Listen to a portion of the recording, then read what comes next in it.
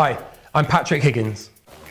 We approach 2023 with a slowing global economy, war in Europe, an accelerating climate emergency, and changing attitudes and expectations of customers, employees, and other stakeholders. Rarely have businesses faced a more uncertain future. So over the next 4 episodes, we'll be covering everything from geopolitics and globalization to organizational transformation, leadership, culture, purpose, and what businesses and their leaders have to do to create sustainable value. I hope you enjoy the ride.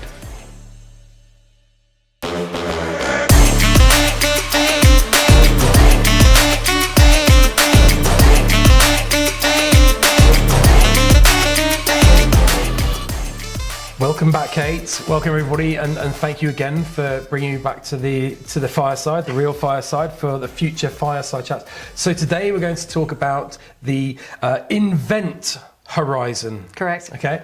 And when we discuss the future, it's usually focused on disruptive innovation, or that's the way that people tend to think about it. You don't like that, do you? No, I'm not a fan. Why? I'm not a fan. Why?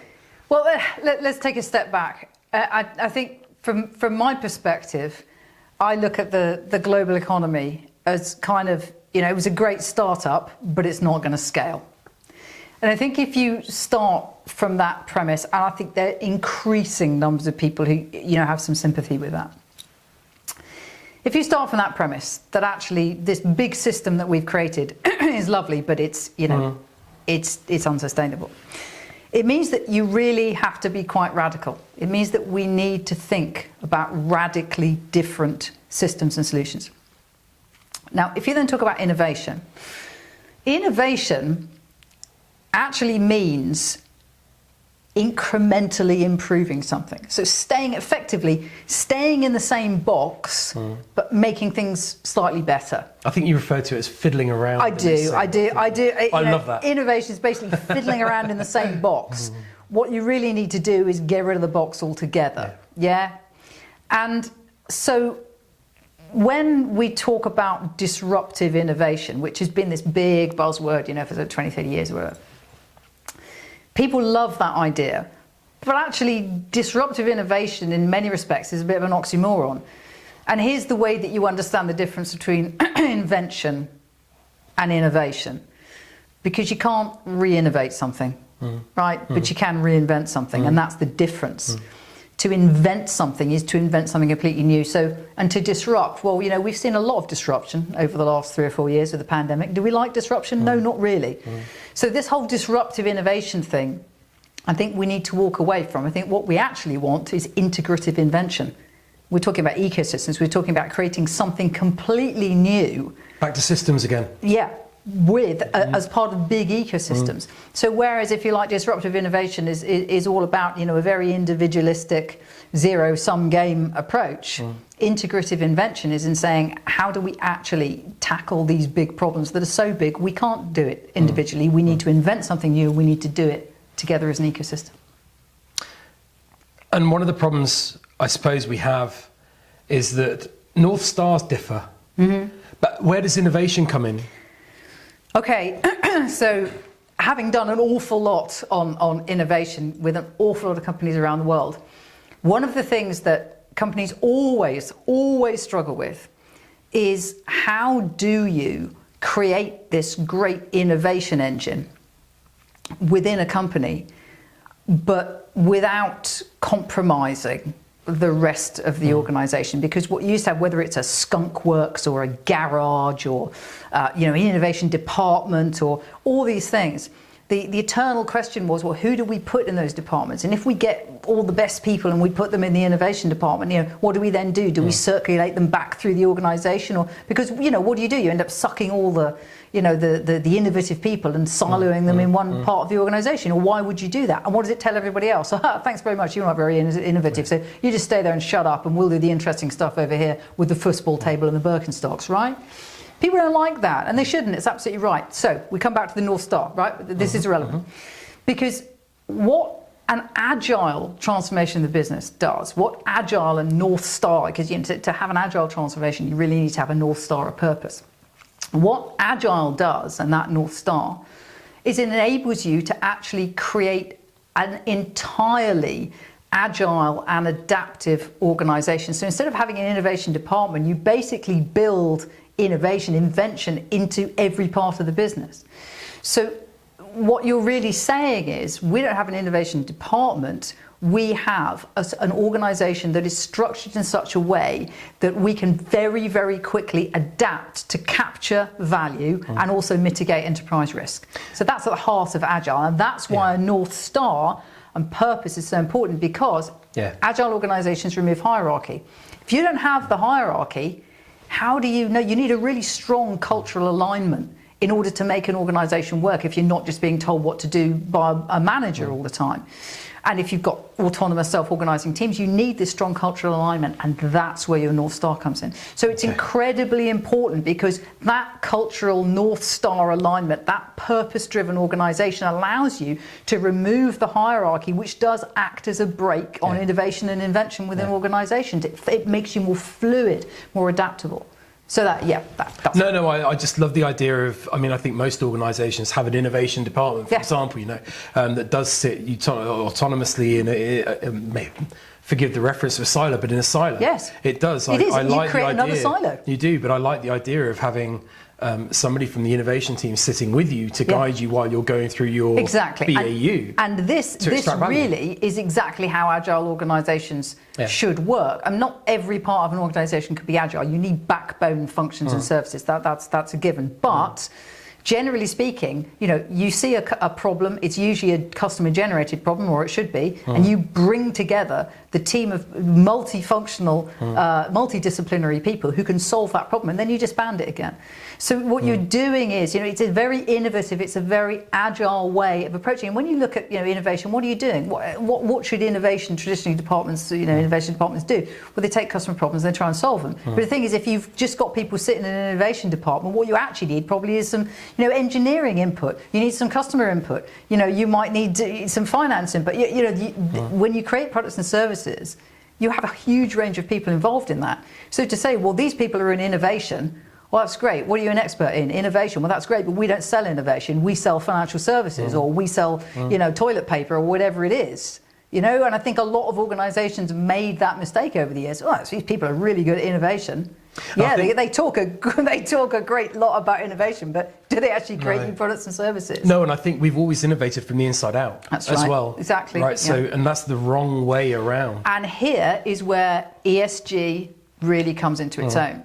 Because what you do with ESG is you get so much closer to your stakeholders and your value chain that you are able to really anticipate where things are going, which means you have a huge opportunity then to know where your customers, where your suppliers, where your regulators, where everything is going. And that's a massive advantage from an invention and an innovation perspective as well. Yeah. So I suppose then linking innovation and profit to the future, what's the one word you might use? If you had to pick one word to link those three things, the future of profit is? Okay, the future of profit is purpose. Yeah. Right? But I think the other thing is, I mentioned that the economy is, you know, global economy is a startup that won't scale.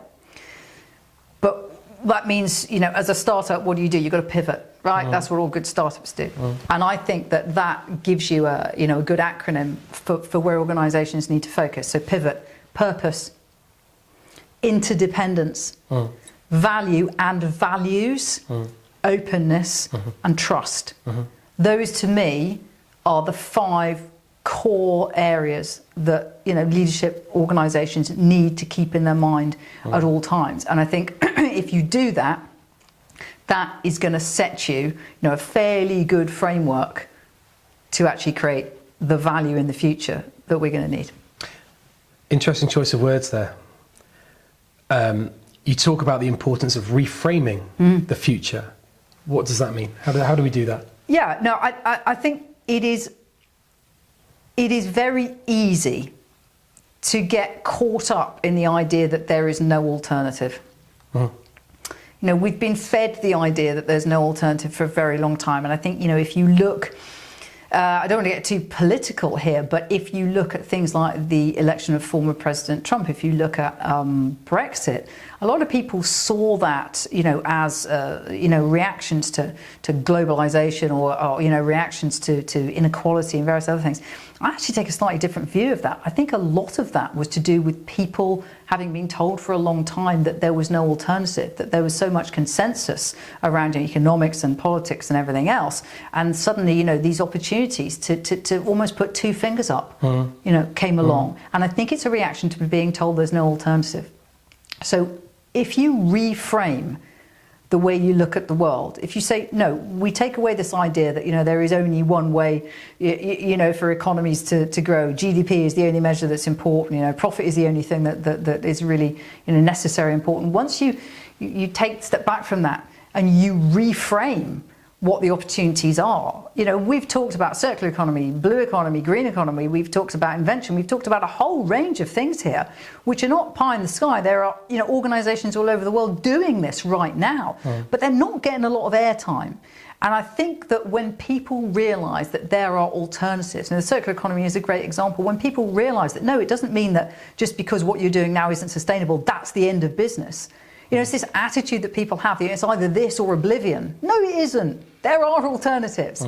And leaders in companies have an unprecedented opportunity to actually lead the transformation, of business and societies, because business is hugely embedded in society. So, when I say reframe, I mean, do not accept the fact that there is no alternative, because once you start reframing the way you look at the world, you start seeing the problems in a different way, which opens up all sorts of different solutions as well. So I think we have to reframe the future, because we've been told for so long, that the future is a technology problem, and actually, the future is going to be determined by technology, which it's not. Technology is important, but it's not going to determine your future. And the second thing is that actually there's no alternative. The system we've created is the best there possibly could be. You remember Churchill, said democracy was the least worst option. Yeah, he was right. It doesn't mean there aren't other options, and those options are changing. And we need to use technology to come up with alternatives, not to blindly use technology to try and reinforce systems, attitudes, that are clearly not working for the world anymore. We've talked about over the course of all four of these fireside chats, we've talked about some really big themes and concepts. But you like to be very practical about how we approach the future, right? So what's the best way for us to think about the future? What's the best way for us to predict what's going to happen? Okay, you may not expect me to say this, but you can't predict the future. No one can, right? What we can do is that we can try and understand enough about what's going on that we can have, a feeling for what's going to happen next. I think for businesses particularly, you need to focus on the big ticket items. And we've covered some of those today. When I talk about the new value nexus, that's really, what are these really big things that we need to be aware of? And it will be different for every business, the extent to which, you need to drill down into those, you need to act on those. But I think, these are the big things that we need to understand, the big moves that are shaping the future. But also, no regret actions. Because, we're heading in for, it's a global recession, really in many areas. We've got a generation of leaders who aren't really used to that. We've got huge problems with cost of living in certain parts of the world. You've got people who don't necessarily want to work anymore. There's all sorts of things going on here. And I think it's very difficult to be in that position and also being asked to make really big decisions now. We're going to make commitments to net zero. We're going to make commitments to this, that and the other. We know it's very volatile. So what you want to find are these no regret actions that, we know that this is never going to be a bad thing. If we do this, we're not going to look back and go, well, that was a wrong thing to do. And there are a surprisingly large number of those. You don't have to go out on an absolute limb. There are a lot of things that when you understand the way the future is going, you say, that's not going to turn out to be a bad thing to do. I often say that the greatest handicap to successfully predicting tomorrow is overconfidence in your beliefs about today. And that's a really big thing. If you do reject this, there is no alternative. Start looking at different sources of information, really understanding, more rather than the echo chambers that we do tend to end up in. I think that helps you to understand the future. So, I think, there are maybe 3 or 4 business reorientation priorities that I tend to talk about. So let's kind of focus on those. One of them is to redefine innovation, which is what we've talked about. Yes. I think we need to recalibrate value, which is something you and I talk about a lot. We need to reimagine competition, as we've already discussed, and we need to reboot digital. And I think those 4 things, if you're a leader in an organisation, in a C-suite or senior leader, those are the 4 areas I think that are really interesting to look at, and they'll mean something different for every organisation. But I think that's a good broad sweep. And overseeing those 4 business reorientation priorities is leadership, right? Absolutely, and we touched on that, I think, throughout these conversations. I think our expectations of leaders are changing. I think certainly when we talk about the new moral age, we're talking about value and values. These are things that leaders have, not necessarily avoided, but they just haven't been relevant. You as a leader, you're just neutral, apolitical. You try and avoid, stepping on people's toes or saying anything. And now, what we're saying is we want leaders who are going to stand up and, take attitudes on things and truly lead organisations in a way, actually, that we're not really expecting of our political leaders very often. In liberal democracies, we're expecting more of corporate leaders than we are of elected leaders, which is quite an interesting thing when you think about it. But I think that convene and catalyse mentality, that listening rather than beating everybody into submission. This is not something that we're being taught. In business schools, it's not something that you've been trained to do if you've been in business for 20 or 30 years. I think it's a real culture shock.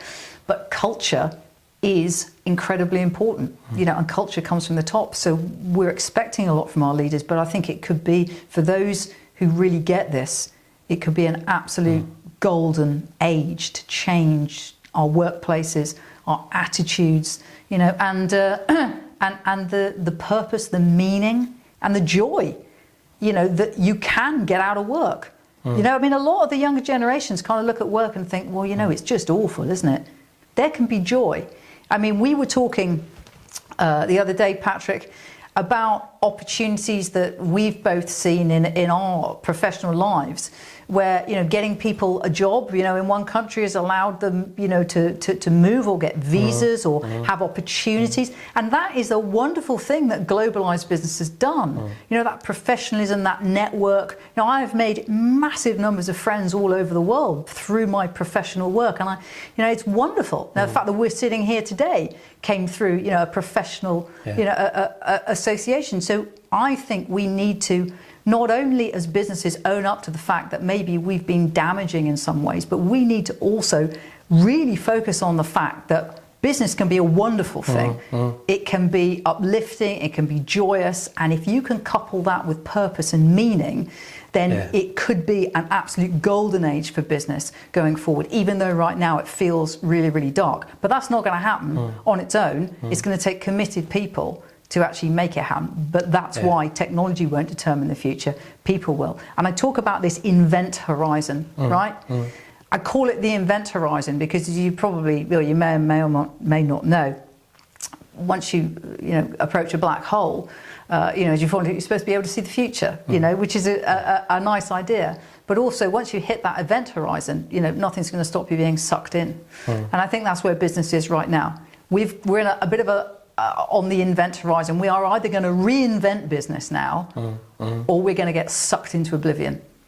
And that's the choice that we're going to make. And it may sound very grandiose and dramatic, but honestly, when you look at the seismic shifts in expectations and in the way the world is changing, I don't think it's overstating it. And that's why we are sitting on the edge of that event horizon, and it's going to be a fascinating 10 or 20 years. Kate, I don't know what to say really about the last 4 episodes that we've talked about. They're fascinating. They're stuff that you may not have heard other people talk about. So thank you so much for inviting me to your beautiful fireside. Thank you all for joining us. Please, if you've missed any of the previous 3 episodes, please do go back and watch them. Thank you very much.